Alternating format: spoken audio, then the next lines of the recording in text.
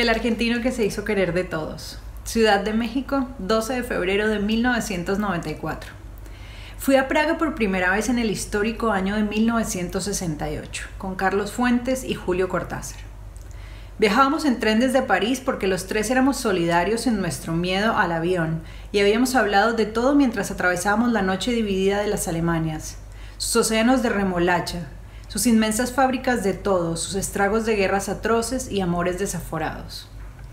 A la hora de dormir, a Carlos Fuentes se le ocurrió preguntarle a Cortázar cómo y en qué momento y por iniciativa de quién se había introducido el piano en la orquesta de jazz.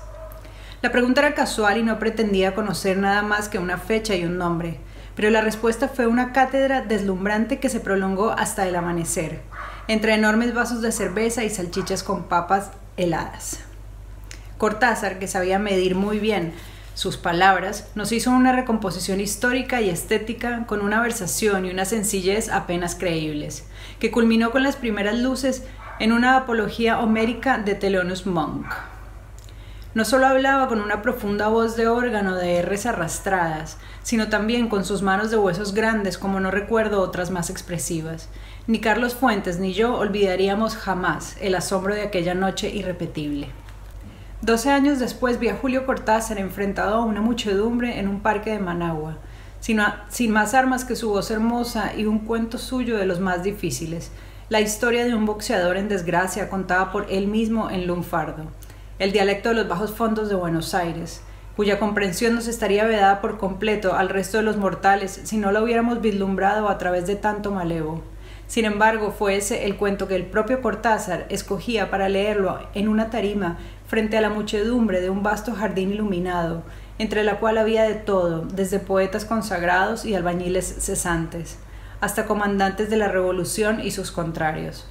Fue otra experiencia deslumbrante. Aunque en rigor no era fácil seguir el sentido del relato, aun para los más entrenados en la jerga lunfarda, uno sentía y le dolían los golpes que recibía el pobre boxeador en la soledad del cuadrilátero. Y daban ganas de llorar por sus ilusiones y su miseria, pues Cortázar había logrado una comunicación tan entrañable con su auditorio que ya no le importaba a nadie lo que querían decir o no decir las palabras, sino que la muchedumbre sentada en la hierba parecía levitar en estado de gracia por el hechizo de una voz que no parecía de este mundo. Estos dos recuerdos de Cortázar que tanto me afectaron me parecen también los que mejor lo definían. Eran los dos extremos de su personalidad. En privado, como en el tren de Praga, lograba seducir por su elocuencia, por su erudición viva, por su memoria milimétrica, por su humor peligroso, por todo lo que hizo de él un intelectual de los grandes en el buen sentido de otros tiempos.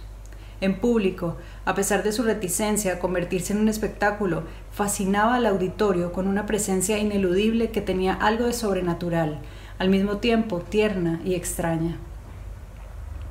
En ambos casos fue el ser humano más impresionante que he tenido la suerte de conocer.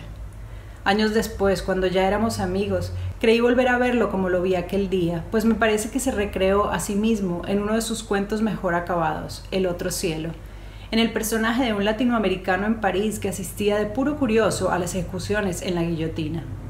Como si lo hubiera hecho frente a un espejo, Cortázar lo describió así. Tenía una expresión distante y a la vez curiosamente fija, la cara de alguien que se ha inmovilizado en un momento de su sueño y rehúsa dar el paso que lo devolverá a la vigilia.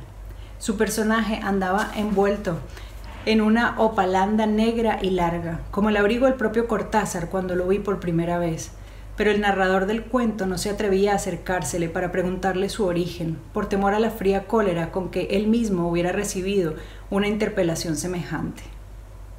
Lo raro es que yo tampoco me había atrevido a acercarme a Cortázar aquella tarde del Old Navy y por el mismo temor. Lo vi escribir durante más de una hora, sin una pausa para pensar, sin tomar nada más que medio vaso de agua mineral, hasta que empezó a oscurecer en la calle y guardó la pluma en el bolsillo, y salió con el cuaderno debajo del brazo como el escolar más alto y flaco del mundo. En las muchas veces que nos vimos años después, lo único que había cambiado en él era la barba densa y oscura, pues hasta 2 semanas antes de su muerte parecía cierta la leyenda de que era inmortal, porque nunca había dejado de crecer y se mantuvo siempre en la misma edad con que había nacido. Nunca me atreví a preguntarle si era verdad, como tampoco le conté que el otoño triste de 1956 lo había visto, sin atreverme a decirle nada, en un rincón del Old Navy, y sé que donde quiera que esté ahora estará mentándome la madre por mi timidez. Los ídolos infunden respeto, admiración, cariño y por supuesto grandes envidias. Cortázar inspiraba todos esos sentimientos como muy pocos escritores, pero inspiraba además otro menos frecuente, la devoción. Fue, tal vez sin proponérselo, el argentino que se hizo querer de todo el mundo. Sin embargo, me atrevo a pensar que si los muertos se mueren, Cortázar debe estar muriéndose otra vez de vergüenza por la consternación mundial que causó su muerte. Nadie le temía más que él, ni en la vida real ni en los libros, a los honores póstumos y a los fastos funerarios. Más aún, siempre pensé que la muerte misma le parecía indecente. En alguna parte de la vuelta al día en 80 mundos, un grupo de amigos no puede soportar la risa ante la evidencia de que un amigo común ha incurrido en la ridiculez de morirse.